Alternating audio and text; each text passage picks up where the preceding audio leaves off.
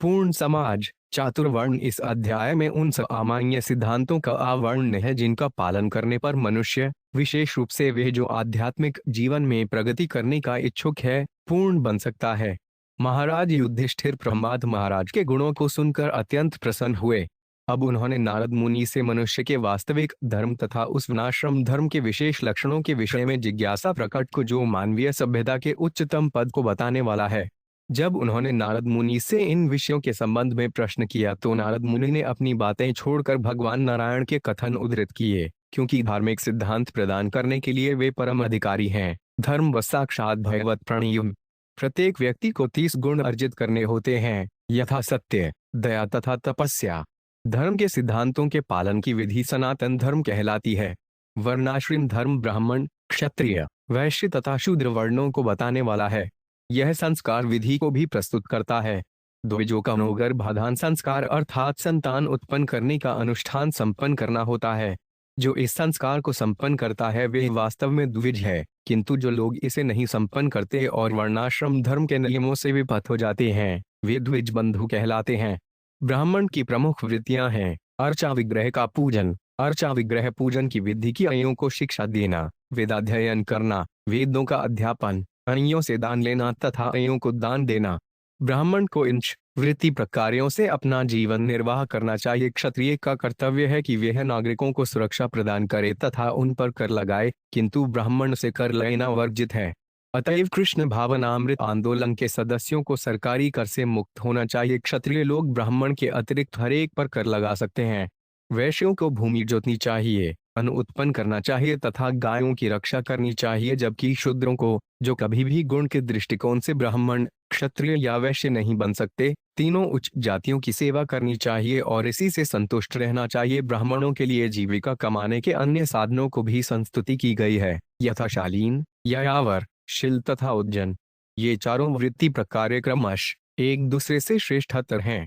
जो व्यक्ति सामाजिक जीवन में निम्न वर्ण का है, वह तब तक उच्च वर्ण का व्यवसाय स्वीकार नहीं कर सकता जब तक ऐसा करना सर्वथा आवश्यक न हो। आपातकाल में क्षत्रियों के अतिरिक्त सारे वर्णों के वृत्ति प्रकारों को स्वीकार कर सकते हैं। क्षत्रियों के अतिरिक्त अन्य वर्ण ऋत, शिलोजनन, अमृत, अयाचित, मृत, याचजा, प्रघृत, कर्षण तथा सत्यानृत वाणिज्य कहलाने वाले जीविका के साधन ग्रहण कर सकते हैं। ब्राह्मणों या क्षत्रियों द्वारा वैश्यों या शूद्रों की सेवा करना कुत्तों का व्यापार माना जाता है। नारद मुनि ने यह भी बतलाया कि ब्राह्मण का लक्षण इंद्रिय संयम है, क्षत्रिय के लक्षण शक्ति तथा यश है, वैश्य का लक्षण ब्राह्मणों तथा क्षत्रियों की सेवा करना है तथा शूद्र का लक्षण तीनों उच्च वर्णों की सेवा करना है। स्त्री का गुण श्रद्धावान तथा पतित्रता होना है। इस प्रकार नारद मुनि ने उच्च तथा निम्न जातियों के गुणों का वर्णन किया और यह संस्तुति की कि मनुष्य को अपनी जाति या पूर्वजों के व्यवसाय का पालन कराना चाहिए। वह सहसा अपने अभ्यस्त व्यवसाय को नहीं त्याग सकता, अतएव यह संस्तुति की जाती है कि मनुष्य धीरे धीरे जागृत हो। ब्राह्मणों, क्षत्रियों, वैश्यों तथा शूद्रों के लक्षण अत्यंत महत्वपूर्ण है, अतएव मनुष्य को केवल इन्हीं लक्षणों के आधार पर जानना चाहिए, जन्म से नहीं। जन्म के आधार पर उपाधि देना का विरोध नारद मुनि तथा समस्त महापुरुषों ने किया है। श्री शुक उचाक्ष उत्वेहिता साधु सभास भाजिता उन्मत्तमाग्रण्य उरुक्रमात्मन युधिष्ठिरो दैत्यप्तैर्मुद्दान्वित पप्रच भूयस्तयान स्वयं भुवः। एक शब्दार्थ शुकदेव गोस्वामी ने आगे कहा, प्रहलाद महाराज, जिनके कार्यकलाप तथा चरित्र की पूजा तथा चर्चा ब्रह्मा तथा शिव जी जैसे महापुरुष करते हैं, उनके विषय में सुनने के बाद महापुरुषों में सर्वाधिक आदरणीय राजा युधिष्ठिर महाराज ने नारद मुनि से अत्यंत प्रसन्न मुद्रा में पुनः पूछा, श्री युधिष्ठिर खाच भगवन् श्रोतुमिच्छामि नृणां धर्म सनातनम वर्णाश्रमाचार्य उत्यत्पमान विनते परम। 2 शब्दार्थ महाराज युधिष्ठिर ने कहा, हे प्रभु, मैं आपसे धर्म के उन सिद्धांतों के विषय में सुनने का इच्छुक हूँ जिनसे मनुष्य जीवन के चरम लक्ष्य भक्ति को प्राप्त कर सकता है। मैं मानव समाज के सामान्य वृत्ति प्रकर्तव्यों तथा वर्णाश्रम धर्म के नाम से विख्यात सामाजिक तथा आध्यात्मिक उन्नति की प्रणाली के विषय में सुनना चाहता हूँ। तात्पर्य, सनातन धर्म का अर्थ है भक्ति। सनातन शब्द का अर्थ है जो नित्य है, जो कभी बदलता नहीं, अपितु सभी परिस्थितियों में अपरिवर्तित रहता है। हम डॉलर ने एक बार विवेचना कर चुके हैं कि जीव का नैतिक वृत्ति प्रकर्तव्य सनातन धर्म क्या है। इसको व्याख्या श्री चैतन्य महाप्रभु द्वारा की गई है। जीवेर स्वरूप है, कृष्णेर नित्यम दास जीव का असली वृत्ति प्रकर्तव्य भगवान की सेवा करना है। यदि कोई इस सिद्धांत से विशत भी होना चाहे तो भी वह दास बना रहता है, क्योंकि यह उसकी नित्य स्थिति है, किंतु मनुष्य माया या भौतिक शक्ति की सेवा करता है। अतएव कृष्ण भावनामृत आंदोलन का मुख्य प्रयास भौतिक जगत की व्यर्थ में सेवा न करके भगवान को सेवा करने के लिए मानव समाज को मार्ग दिखलाने का प्रयास करना होता है। हमारा वास्तविक अनुभव है कि प्रत्येक व्यक्ति, पशु, पक्षी, यहाँ तक कि प्रत्येक जीव सेवा करने में लगा है। भले ही मनुष्य का शरीर या उसका बाह्य धर्म बदल जाए, किंतु प्रत्येक मनुष्य किसी न किसी की सेवा में लगा रहता है। अतएव सेवा करने की प्रवृत्ति नित्य वृत्ति प्रकर्तव्य धर्म कहलाती है। वर्णाक्षय संस्थान द्वारा यह नित्य वृत्ति प्रकर्तव्य व्यवस्थित किया जा सकता है, क्योंकि इसमें 4 वर्ण ब्राह्मण, क्षत्रिय, वैश्य तथा शूद्र एवं 4 आश्रम ब्रह्मचर्य, गृहस्थ, वानप्रस्थ तथा संन्यास होते हैं। इस प्रकार युधिष्ठिर महाराज ने मानव समाज के लाभ के लिए नारद मुनि से सनातन धर्म के सिद्धांतों के विषय में प्रश्न किए। भवायु प्रजापते साक्षादात्मज परमेष्ठलिन सुतान आसमतो ब्रहांस तपोयोगस्मादिभि। 3 शब्दार्थ ए ब्राह्मण श्रेष्ठ, आप प्रजापति ब्रह्मा के साक्षात पुत्र हैं। आप अपनी तपस्या, योग तथा समाधि के कारण ब्रह्मा के समस्त पुत्रों में से सर्वश्रेष्ठ माने जाते हैं। नारायण विप्रा धर्म गुहम परविदो करुणा साधव्य शातास्तवद विधान तथा प्रे। 4 शब्दार्थ शांत जीवन तथा दया में आपसे श्रेष्ठ कोई नहीं है और आपसे बढ़कर कोई यह नहीं जानता कि भक्ति किस तरह की जाए या ब्राह्मणों में सर्वश्रेष्ठ किस प्रकार बना जाए। अतएव आप गुहम धार्मिक जीवन के समस्त सिद्धांतों के जानने वाले हैं और आपसे बढ़कर उन्हें अन्य कोई नहीं जानता। तात्पर्य, महाराज युधिष्ठिर जानते थे कि नारद मुनि मानव समाज के परम गुरुवार हैं, जो आध्यात्मिक मुक्ति के मार्ग की शिक्षा दे सकते हैं, जिससे भगवान को समझा जा सकता है। वस्तुत इसी प्रयोजन से नारद मुनि ने भक्ति उत्तर का संग्रह किया और नारद पद चरात्र में निर्देश दिए।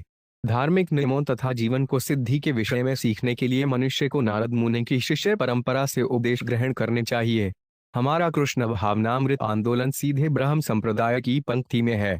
नारद मुनि ने ब्रह्मा से जो उपदेश प्राप्त किया था उसे ही उन्होंने व्यासदेव को दिया। व्यासदेव ने अपने पुत्र शुकदेव गोस्वामी को उपदेश दिया, जिन्होंने श्रीमद् भागवत का प्रवचन किया। कृष्ण भावनामृत आंदोलन श्रीमद् भागवत तथा भगवद गीता पर आधारित है। चूंकि श्रीमद् भागवत शुकदेव गोस्वामी द्वारा कहा गया था तथा भगवद गीता कृष्ण द्वारा कही गई थी, अतएव उनमें कोई अंतर नहीं है। यदि हम शिष्य परंपरा के सिद्धांत का दृढ़ता से पालन करें तो निश्चय ही हम आध्यात्मिक मोक्ष या भक्ति में नित्य लगे रहने के सही मार्ग पर चल रहे होते हैं। श्री नारद वाचन अथवा भगवतेन जाय लोकान धर्म से त्वे वक्ष्ये सनातन धर नारायण मुखाच्छुतम।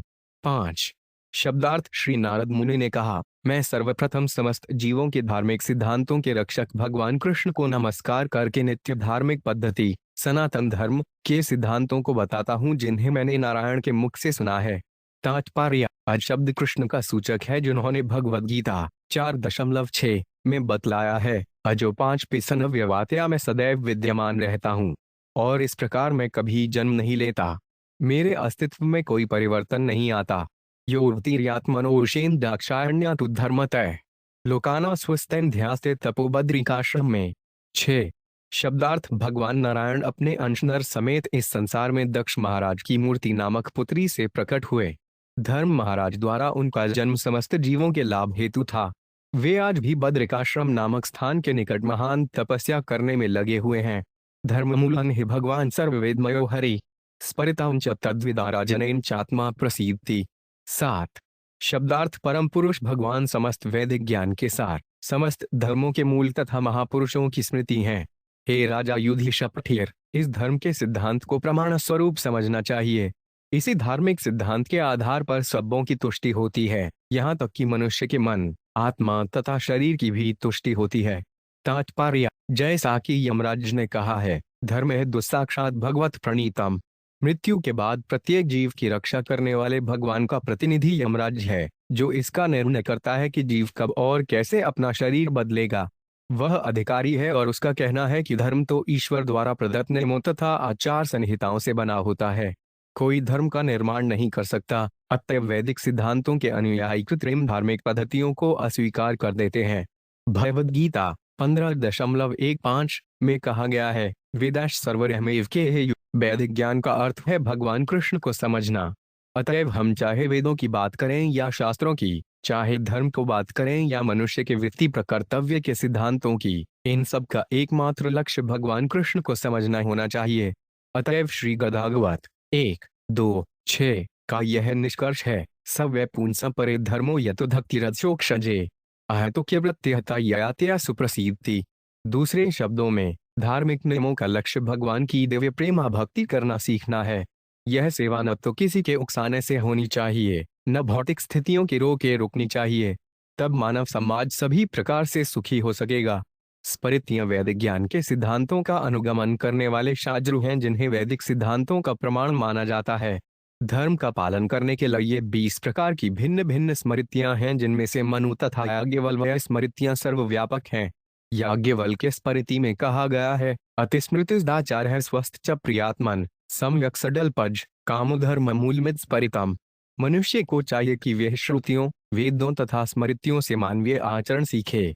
श्री रूप गोस्वामी ने भक्त रसायत सिंधु में कहा है, औतिस्मृति पुराणादिप शैलयत्र विधि वीना एकांत की हरेर भक्ति रथपाता एवं कल्पते। आशय यह है कि भक्त बनने के लिए मनुष्य को श्रुति तथा स्मृति में दिए गए नियमों का पालन करना चाहिए। उसे पुराणों तथा पार्श्वरात्रिक विधि के नियमों को मानना चाहिए। श्रुति तथा स्मृति का पालन किए बिना न तो कोई शुद्ध भक्त बन सकता है और न भक्ति से रहित श्रुति तथा स्मृति से कोई जीवन की सिद्धि प्राप्त कर सकता है। अतएव सभी प्रमाणों से यह निष्कर्ष निकलता है कि भक्ति के बिना धार्मिक सिद्धांतों का प्रश्न ही नहीं उठता। धार्मिक सिद्धांतों को संपन्न करने में ईश्वर केंद्र बिंदु रहता है। इस समय विश्व भर में धर्म के नाम पर जो कुछ भी हो रहा है, वे भक्ति भावना से लगभग रहित है। अतएव श्रीमद्भागवत के निर्णय के अनुसार वह निंदनीय है। भक्ति के बिना तथाकथित धार्मिक सिद्धांत मात्र प्रवदना है। सत्य, दया, तप, शौच, तितिक्षा, शमोदम, अहिंसा, ब्रह्मचर्य च त्याग, स्वाध्याय, आर्जवम। 8 संतोष, सम्यक सेवा, ग्राम्योपरम, शने, नृणाम विपर्य, हिक्षा, मौनमात्म विमर्शनम। 9 अनाठादेय संविभागो भूतेभ्यश्चियथायतः तेष्वात्म देवताबुदर्धि सूत्रानुषु पांडल। 10 श्रवणम कीर्तन चास्य स्मरण महता गते सेवे ज्यावन तिरदास्यन सख्यमात्म समर्पणम। 11 नृणाम यन परो धर्म सर्वेशा समुदातः वृषलक्षण वत राजन सर्वात्मा यहन तुष्यति।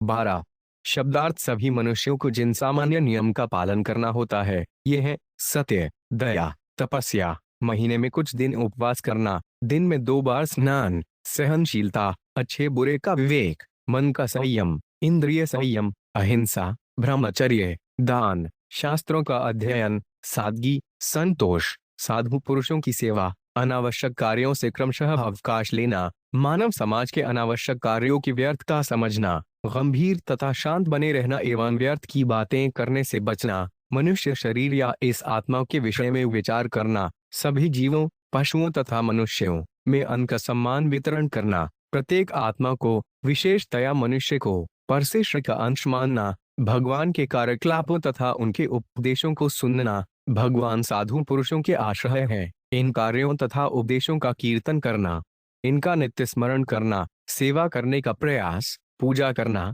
नमस्कार करना, दास बनना, मित्र बनना और आत्मसमर्पण करना। हे राजा युधिष्ठिर, मनुष्य जीवन में इन 30 गुणों को अर्जित करना चाहिए। मनुष्य इन गुणों को अर्जित करने मात्र से भगवान को प्रसन्न कर सकता है। तात्पर्य, मनुष्यों को पशुओं से अलग समझने के लिए नारद मुनि ने संस्तुति की है कि प्रत्येक मनुष्य उपर्युक्त 30 गुणों की शिक्षा प्राप्त करे। आजकल पूरे विश्व में सर्वत्र ही धर्मनिरपेक्ष राज्य का विज्ञापन किया जा रहा है, जो ऐसा राज्य है जिसकी रुचि केवल सांसारिक कार्यों में होगी। किंतु यदि राज्य के नागरिकों को उपर्युक्त सद्गुणों की शिक्षा नहीं दी जाती तो फिर सुख कैसे प्राप्त होगा? उदाहरणार्थ, यदि सारे लोग असत्यवादी हो जाएं तो राज्य कैसे सुखी रह सकेगा? अतएव चाहे कोई हिंदू हो या मुसलमान, ईसाई हो या बौद्ध अथवा अन्य किसी संप्रदाय का हो, हर एक को सत्यवादी बनने की शिक्षा दी जानी चाहिए। इसी प्रकार हर एक को दयालु बनने तथा महीने में कुछ दिन उपवास करने की शिक्षा दी जानी चाहिए। प्रत्येक व्यक्ति को दिन में 2 बार नहाना चाहिए, अपने दांतों को तथा शरीर को स्वच्छ रखना चाहिए और भगवान के पवित्र नाम का स्मरण करके मन को आंतरिक कोई हिंदू रूप से विमल बनाना चाहिए। ईश्वर एक है, चाहे कोई हिंदू हो, मुसलमान हो या ईसाई। अतएव मनुष्य को चाहिए कि वे भाषा संबंधी उच्चारण की भिन्नता की परवाह न करके भगवान के पवित्र नाम का कीर्तन करे। साथ ही मनुष्य को व्यर्थ ही वीर्य स्खलित न करने की शिक्षा दी जानी चाहिए। यह सभी मनुष्यों के लिए नितांत आवश्यक है। व्यर्थ में वीर्य स्खलन न होने से मनुष्य की स्मृति, संकल्प, क्रियाशीलता तथा शारीरिक शक्ति अत्यंत प्रबल बनती है। प्रथमतः व्यक्ति को विचार तथा अनुभूति में सरल रहने और शरीर तथा मन से संतुष्ट रहने की शिक्षा दी जानी चाहिए। ये मनुष्य के सामान्य गुण हैं। इसमें धर्मनिरपेक्ष या धार्मिक राज्य का प्रश्न ही नहीं उठता। जब तक मनुष्य को इन 30 गुणों की शिक्षा नहीं दी जाती तब तक शांति नहीं हो सकती। अंततोगत्वा इस प्रकार संस्तुति की जाती है। अवर्णम कीर्तने चास्यस्पर्णन महतो गते सेवेज्यावना तिरदास्यन सख्यन आत्मसमर्पणम। हर एक व्यक्ति को भगवान का भक्त बन जाना चाहिए, क्योंकि भक्त बनने पर मनुष्य को अन्य सारे गुण स्वतः प्राप्त हो जाएंगे। यस्यास्ति भक्तिर्भगवत् किश्चन सर्वे गुणस्तत्र समास्ते सुरः हराव भक्तस्य कुति महत् गुणा मनोर्थेनास्ति धावतो बाहि।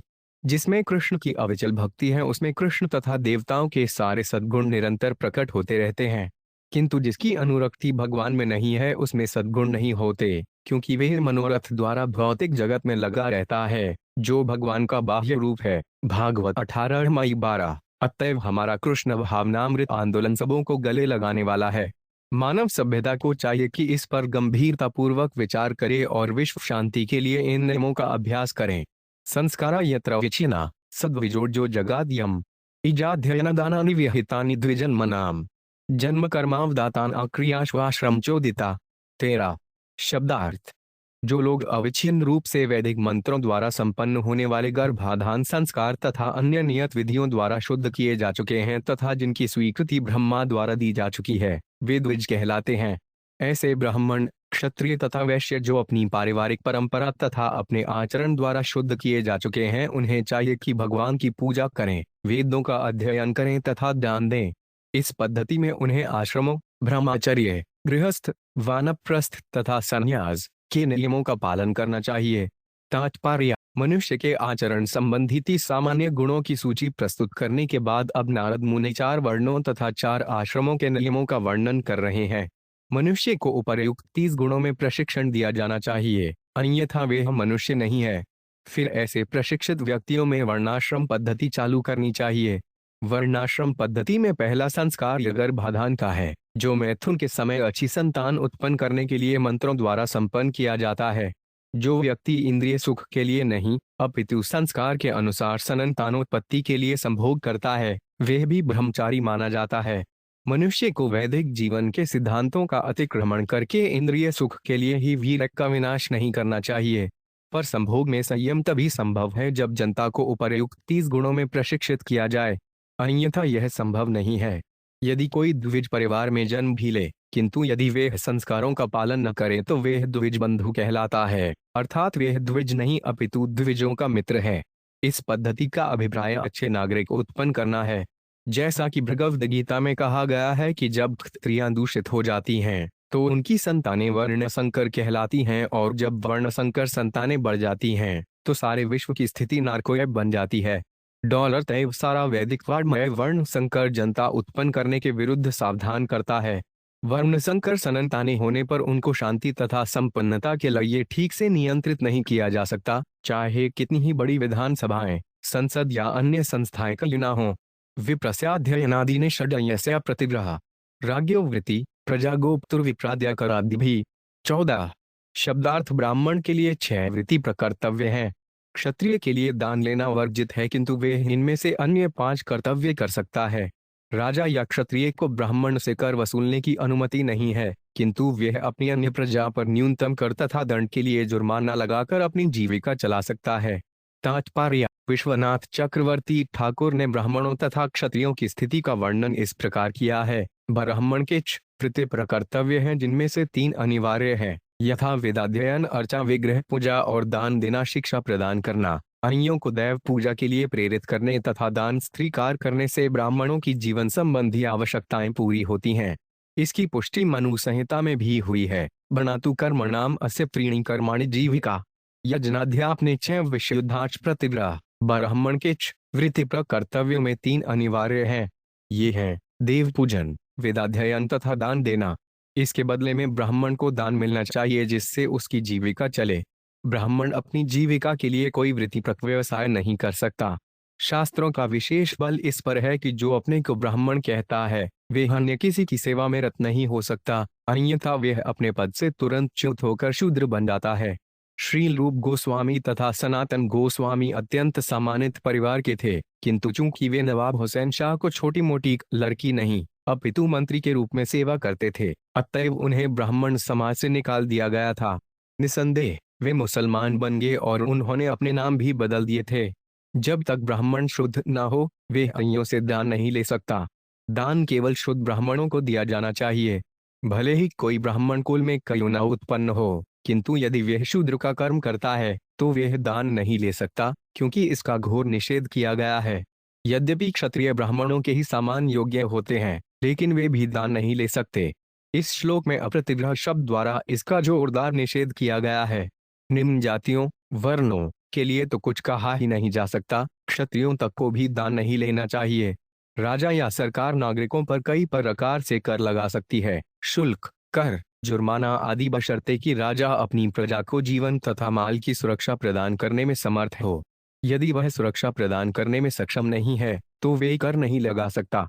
फिर भी राजा को ब्राह्मणों पर तथा कृष्ण भावनामृत में पूर्णतया लगे वैष्णवों पर कर नहीं लगाना चाहिए। वैश्यस्तु वात्विति स्यानित्यं ब्रह्मकुलानुग शूद्रस्य द्विज शुश्रूषा वृत्तिष्ण स्वामिनो भवेत्। 957। शब्दार्थ व्यवसायी वर्ग को सदैव ब्राह्मणों के आदेशों का पालन करना चाहिए और कृषि, व्यापार तथा गोरक्षा जैसे वृत्ति कर्तव्य में लगे रहना चाहिए। शूद्र का एकमात्र कर्तव्य है उच्च वर्ण में से किसी को स्वामी बनना और उसकी सेवा करना। वार्ता विचित्राशालीयावृशिलोचनम विप्रवृत्तिष्ण तुर्थेन श्रेयसीचोतरोतरा। 16। शब्दार्थ विकल्प के रूप में ब्राह्मण वैश्य की कृषि, गोरक्षा या व्यापार की वृत्तियां ग्रहण कर सकता है। जो कुछ बिना मांगे मिल जाए वे उस पर आश्रित रह सकता है। वे प्रतिदिन धान के खेत में जाकर भिक्षा मांग सकता है। वे स्वामी द्वारा खेत में थोड़ा अन्न इकट्ठा कर सकता है या अन्न के व्यापारियों की दुकान में पिछले गिरे हुए अन्न को एकत्र कर सकता है। जीविका के ये 4 साधन हैं जिन्हें ब्राह्मण भी अपना सकते हैं।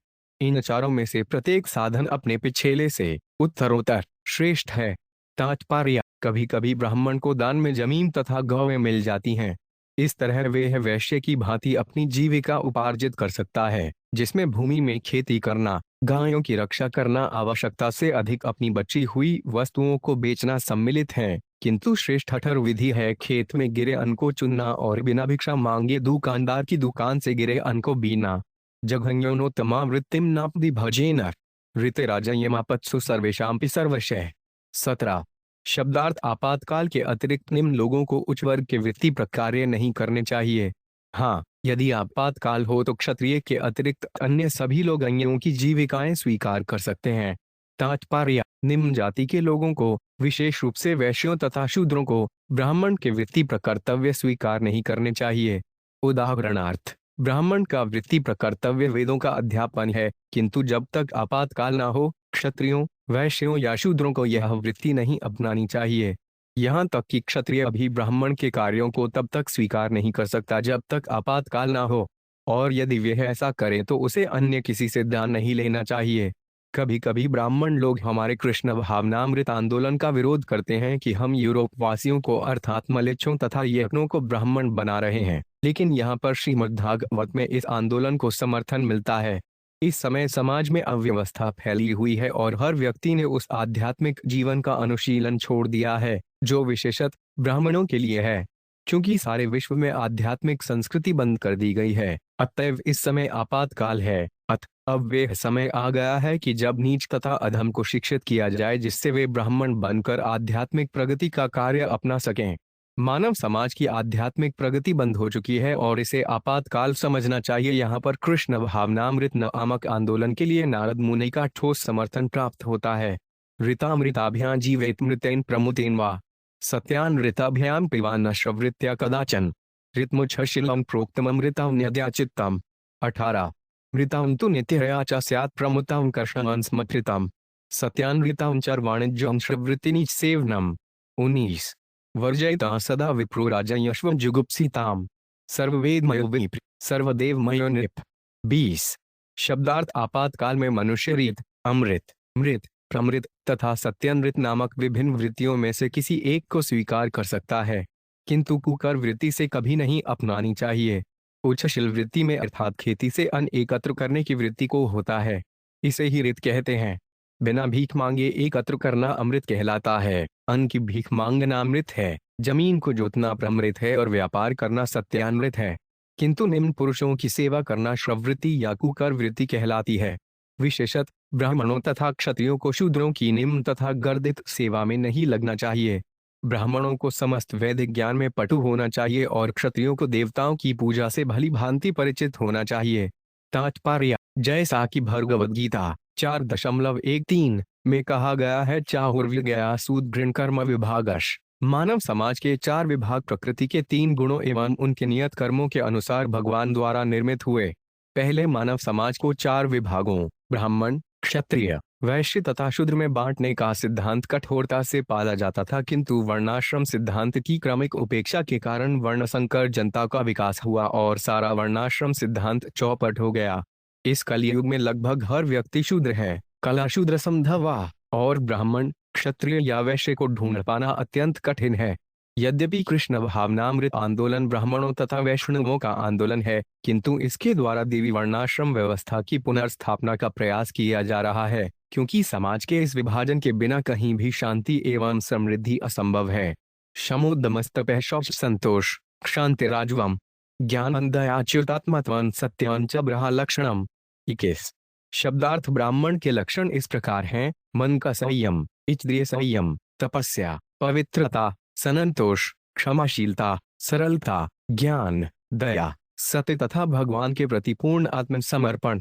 तात्पर्य: वर्णाश्रम धर्म व्यवस्था में ब्राह्मण, क्षत्रिय, वैश्य, शूद्र, ब्रह्मचारी, गृहस्थ, वानप्रस्थ तथा संन्यास के लक्षणों का वर्णन हुआ है। अंतिम लक्ष्य तो अच्युतात्मत्व, सदैव भगवान कृष्ण या विष्णु के विषय सोचना है। कृष्ण भावनामृत में उन्नति करने के लिए मनुष्य को उपर्युक्त गुणों से युक्त ब्राह्मण बनना होता है।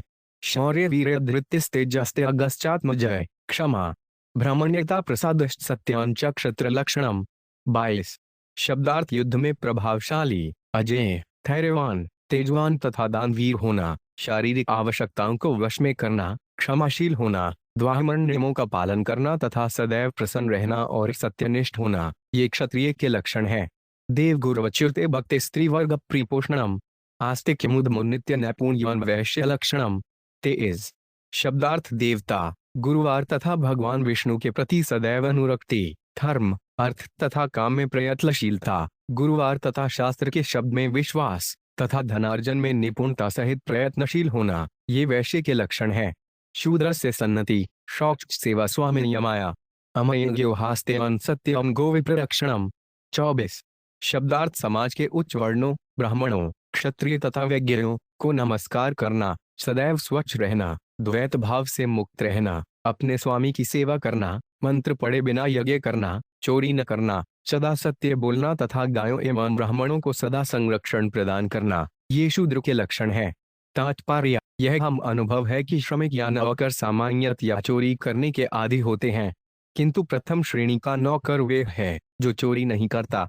यहाँ यह संस्तुति की गई है कि प्रथम श्रेणी के शूद्र को सदैव स्वच्छ रहना चाहिए, चोरी नहीं करनी चाहिए, झूठ नहीं बोलना चाहिए और सदैव अपने स्वामी की सेवा करनी चाहिए। शूद्र यज्ञों तथा वैदिक अनुष्ठानों में अपने स्वामी के साथ उपस्थित रह सकता है, लेकिन उसे मंत्रोच्चार नहीं करना चाहिए, क्योंकि यह केवल उच्च वर्ण वाले ही यह कर सकते हैं। जब तक कोई पूर्णतः शुद्ध न हो तथा ब्राह्मण, क्षत्रिय एवं वैश्य के स्तर को प्राप्त न हो चुका हो, अर्थात द्विज न हो, तब तक मंत्रोच्चार सफल नहीं होता। स्त्रीणा च पतिदेवानां शुश्रूषानुकूलता तद्रिउन्धुष्वरं वृत्तिष्ण नित्य तद्व्रत धारणम। 275। शब्दार्थ प्रति की सेवा करना, अपने पति के अनुकूल रहना, पति के संबंधियों तथा मित्रों के प्रति भी समान रूप से अनुकूल रहना तथा पति के व्रतों का पालन करना, ये 4 नियम पतिव्रता स्त्री के लिए पालनीय हैं। तात्पर्य: एक शांत गृहस्थ जीवन के लिए यह अत्यंत महत्वपूर्ण है कि खत्री अपने पति के व्रत का पालन करे। पति के व्रत से किसी प्रकार का असामंजस्य पारिवारिक जीवन का उच्छेद कर देगा। इस प्रसंग में चाणक्य पंडित का उपदेश अत्यंत महत्वपूर्ण है। दंपत्यों कलहो नास्ति तत्र श्रेयस्वर्माक्ता जहाँ पति पत्नी में झगड़ा नहीं होता वहाँ भाग्य की देवी लक्ष्मी स्वयं उस घर में आती हैं। स्त्री की शिक्षा इस श्लोक में दिए संकेतों के अनुसार होनी चाहिए। पतिव्रता स्त्री के लिए मूल सिद्धांत यही है कि वह सदा पति के अनुकूल रहे। भगवद गीता 1.40 में कहा गया है, क्रीषु दुषासु वाष्णेय जायते वर्ण संकर। यदि क्रिया दूषित हो जाती हैं तो वर्ण संकर संतानें होती हैं। आधुनिक शब्दावली में वर्ण संकर तो हिपी हैं जो विधि विधानों को नहीं मानते। दूसरी व्याख्या यह है कि जब जनता वर्ण संकर होती है तो कोई यह नहीं जान पाता कि कौन किस स्तर पर है। वर्णाश्रम प्रणाली समाज को वैज्ञानिक ढंग से 4 कणों तथा 4 आश्रयों में विभाजित करती है, किंतु वर्ण संकर समाज में ऐसा विभेद नहीं दिखता और कोई यह नहीं जान सकता कि कौन क्या है। ऐसे समाज में ब्राह्मण, क्षत्रिय, वैश्य तथा शूद्र में अंतर कर पाना कठिन होता है। शांति तथा प्रसन्नता के लिए वर्णाश्रम प्रणाली का आरंभ भौतिक जगत में किया जाना चाहिए। जगत में मनुष्य के कार्यकलापों के लक्षण सुस्पष्ट होने चाहिए और उसी के अनुसार उसको शिक्षा दी जानी चाहिए। तब आध्यात्मिक प्रगति स्वतः संभव हो जाएगी। समार्जनोपलेपाभ्यागृहमंडन वर्तने स्वयं चरमंडिता नित्य परिमृष्ठ प्रीचदा 26 कामेरुचावचे साध्वी प्रश्रयण दमेन च वाक्य सत्य प्रिय प्रेम काले काले भजियत पतिम 27 शब्दार्थ पतिव्रता साध्वी स्त्री को चाहिए कि अपने पति की प्रसन्नता के लिए स्वयं को अच्छे अच्छे वस्त्रों से सजाए तथा स्वर्णाभूषणों से अलंकृत हो। सदैव स्वच्छ तथा आकर्षक वस्त्र पहने, अपना घर बुहारे तथा उसे पानी तरल पदार्थों से धोए जिससे सारा घर सदा शुद्ध तथा स्वच्छ रहे। उसे गृहस्थी की सामग्री एकत्र करनी चाहिए और घर को अगरु तथा पुष्पों से सुगंधित रखना चाहिए। उसे अपने पति की इच्छा पूरी करने के लिए तैयार रहना चाहिए। साध्वी स्त्री को विनीत तथा सत्यनिष्ठ रहकर अपनी इंद्रियों पर संयम रखकर तथा मधुर वचन बोलकर काल तथा परिस्थिति के अनुसार अपने पति की प्रेमपूर्ण सेवा में लगना चाहिए। संतुष्टालोलुपादक्षा धर्मज्ञा प्रिय सत्यवाकु अप्रमता शूत्री स्निग्धा पतिंत वक्तता भजेत 28 शब्दार्थ साध्वी स्त्री को लालची नहीं होना चाहिए, अपितु उसे सभी परिस्थितियों में संतुष्ट रहना चाहिए।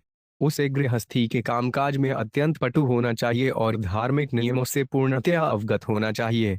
उसे मधुर तथा सत्यभाषणी होना चाहिए। उसे अत्यंत सतर्क तथा सदैव शुद्ध एवं पवित्र रहना चाहिए। इस प्रकार एक साध्वी स्त्री को उस पति की प्रेम पूर्वक सेवा करनी चाहिए जो पतित न हो। तात्पर्य धर्म के अधिकारी याज्ञवल्क्य के आदेशानुसार अखुद्धे संप्रतिक्षण ही महापातक दूषित, जो दशविधा संस्कार के अनुसार शुद्ध नहीं किया गया होता उसे महान पाप कर्मों के फलों से दूषित माना जाता है। किंतु भगवद गीता में भगवान कहते हैं, न मां दुष्कृतिनो मृढ़ प्रपद्यन्ते नर्याधमा, जो दुष्ट लोग मेरी शरण में नहीं आते वे अधम है। नैवेद्य का अर्थ है अभक्त। श्री चैतन्य महाप्रभु ने भी कहा है, यह थजे सेंड बढ़ अभक्तहीन छार। जो भी भक्त होता है वे पाप रहित है, किंतु जो भक्त नहीं है वे अत्यंत पतित तथा नीच है। अतएव यह संस्तुति की गई है कि पतिव्रता पत्नी पतित पति की संगति न करे।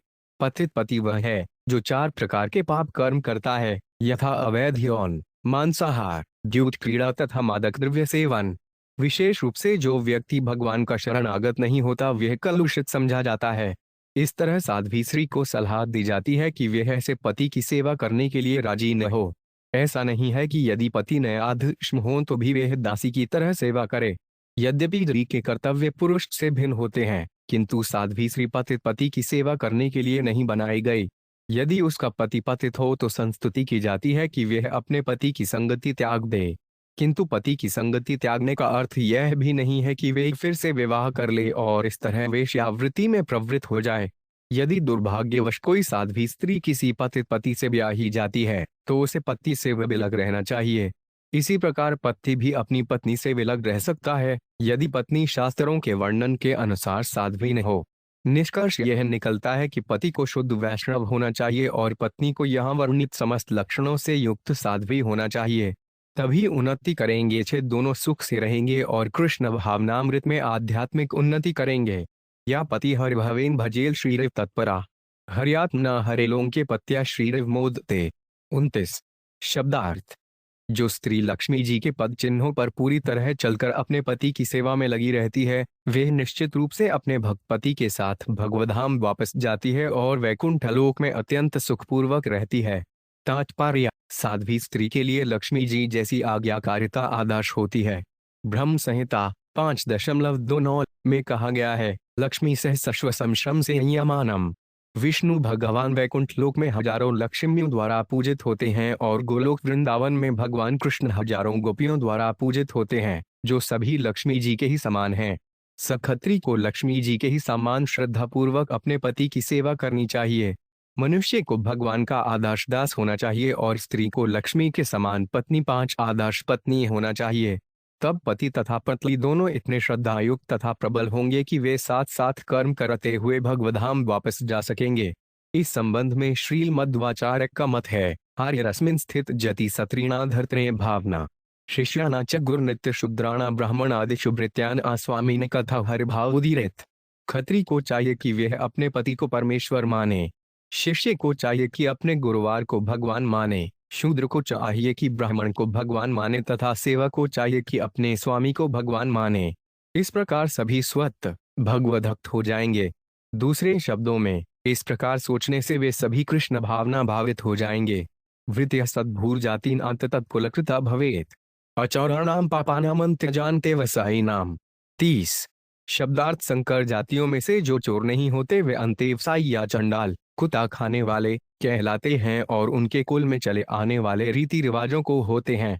तात्पर्य: समाज के 4 प्रधान वर्णों ब्राह्मण, क्षत्रिय, वैश्य तथा शूद्र की परिभाषा दी जा चुकी है और अब मिश्रित वर्ण अंत्यज का विवरण दिया जा रहा है। मिश्रित वर्णों में 2 विभाग हैं, प्रतिलोमज तथा अनुलोमज।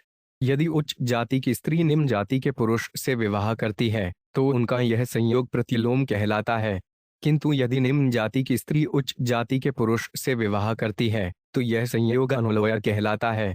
ऐसे वंशों के सदस्य ताई, धोबी जैसे परंपरागत कर्म करते हैं।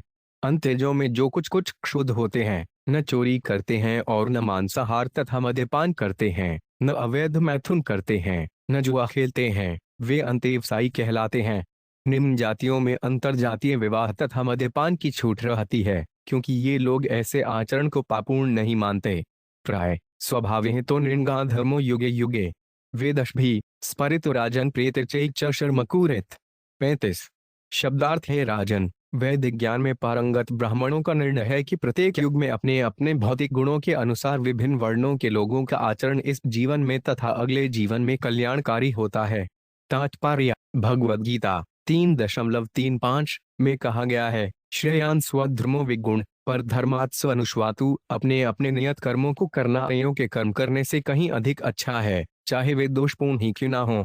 अंत्यज अर्थात निम्न श्रेणी के लोग चोरी करने, मद्यपान करने तथा अवैध मैथुन करने के अभ्यस्त होते हैं, किंतु इन्हें पापूर्ण नहीं माना जाता। उदाहरणार्थ, यदि शेर किसी आदमी को मार डालता है तो वे पापूर्ण नहीं है, किंतु यदि कोई मनुष्य दूसरे व्यक्ति को मारता है तो वह पापूर्ण माना जाता है और मारने वाले को फांसी दी जाती है। जो कृत्य पशु जगत में दैनिक आम है, वही मानव समाज में पापूर्ण कृत्य है। इस प्रकार समाज में उच्च तथा निम्न वर्गों के लक्षणों के अनुसार विभिन्न प्रकार के वृत्ति प्रकर्तव्य होते हैं। जैविक ज्ञान के विशेषज्ञों के अनुसार ये कर्तव्य युग के अनुसार नियत किए जाते हैं। वृत्त्या स्वभाव कृत्य वर्तमान स्वकर्मकृत हित्वा स्वभावजन कर्मशनैर निर्गुणता मियात। 32 शब्दार्थ: यदि कोई अपनी प्रकृति जन्य भौतिक स्थिति के अनुसार अपना वृत्ति प्रकार्य करता है तथा धीरे धीरे इन कार्यों को छोड़ देता है तो उसे निष्काम अवस्था प्राप्त हो जाती है। तात्पर्य: यदि कोई अपने कुल के रिवाजों तथा कर्तव्यों को धीरे धीरे छोड़कर अपनी स्वाभाविक स्थिति में भगवान की सेवा करने का प्रयास करता है तो वह अपने कर्मों से क्रमश मुक्त हो जाता है और निष्काम अवस्था अर्थात भौतिक इच्छाओं से मुक्ति प्राप्त कर लेता है। उपमान मोह क्षेत्र स्वयं निर्वार्यता मियात न कल्पते पुनः सूतः उपतां बीज चर नश्यति। 33 एवं कामाशंचितां कामनाम्ति सेव्या विरजेत यथा राजन अग्निवत काम बिंदु भी। 34 शब्दार्थ है राजन। यदि कोई खेत को बारंबार जोता बोया जाता है तो उसकी उत्पादन शक्ति घट जाती है और जो भी बीज बोए जाते हैं वे नष्ट हो जाते हैं। जिस प्रकार घी की एक एक बूंद डालने से अग्नि कभी नहीं बुझती अपितु घी की धारा से वह बुझ जाएगी, उसी प्रकार विश्ववासना में अत्यधिक लिप्त होने पर ऐसी इच्छाएं पूरी तरह नष्ट हो जाती हैं। तात्पर्य: यदि कोई अग्नि में निरंतर बूंद बूंद घी छिड़के तो अग्नि नहीं बुझेगी, किंतु यदि ढेर सारा घी उड़ेल दिया जाए तो अग्नि संभवतः पूरी तरह बुझ जाए। इसी प्रकार जो अधिक पापी हैं और निम्न जाति में उत्पन्न हैं उन्हें जी भर कर पाप करने दिया जाता है, क्योंकि संभव है कि वे इन कार्यों से ऊबकर उन्हें शुद्ध बनने का अवसर पा सकें। यस्य लक्षणान् प्रोक्ते पुंसो वर्णाभिव्यज्यकम् यदन्यत्र पिहृषेत तेन विनिर्दिशेत। 35। शब्दार्थ यदि कोई उपर्युक्त प्रकार से ब्राह्मण, क्षत्रिय, वैश्य या शूद्र के लक्षण प्रदर्शित करता है तो भले ही वे भिन्न जाति का क्यों न हो, उसे वर्गीकरण के उन लक्षणों के अनुसार स्वीकार किया जाना चाहिए। तात्पर्य: यहाँ पर नारद मुनि स्पष्ट रूप से कहते हैं कि किसी को जन्म के अनुसार ब्राह्मण, क्षत्रिय, वैश्य या शूद्र नहीं मान लेना चाहिए। यद्यपि आजकल ऐसा ही प्रचलन है, किंतु शास्त्र इसे स्वीकार नहीं करते। जैसा कि भगवद गीता 4.13 में कहा गया है, चाहुर्वर्य गया सुष्ठेग्रण कर्म विभागश। इस तरह गुणों तथा कार्यों के अनुसार समाज के चारों विभागों ब्राह्मण, क्षत्रिय, वैश्य तथा शूद्र का निर्णय किया जाना चाहिए। यदि कोई ब्राह्मण परिवार में जन्म ले और ब्राह्मण गुण प्राप्त कर ले तो उसे ब्राह्मण माना जाना चाहिए, अन्यथा उसे ब्रह्मबंधु मानना चाहिए। इसी प्रकार यदि कोई शूद्र ब्राह्मण के गुण अर्जित कर ले तो भले ही वह शूद्र कुल में जन्मा हो, किंतु वह शूद्र नहीं है, क्योंकि उसके ब्राह्मण गुण विकसित कर लिए हैं। कृष्ण भावनामृत आंदोलन इन ब्राह्मण गुणों को विकसित करने के लिए है। चाहे कोई जिस जाति या कुल में उत्पन्न क्यों ना हो, यदि उसमें ब्राह्मण के गुण विकसित हो गए हों तो उसे ब्राह्मण मान लेना चाहिए और उसे संन्यास आश्रम प्रदान करना चाहिए। जब तक कोई ब्राह्मण गुणों से संपन्न नहीं होता तब तक वह संन्यास नहीं ग्रहण कर सकता। अतएव किसी व्यक्ति को ब्राह्मण, क्षत्रिय, वैश्य या शूद्र की उपाधि प्रदान करने के लिए जन्म अनिवार्य लक्षण नहीं है। यह ज्ञान अत्यावश्यक है।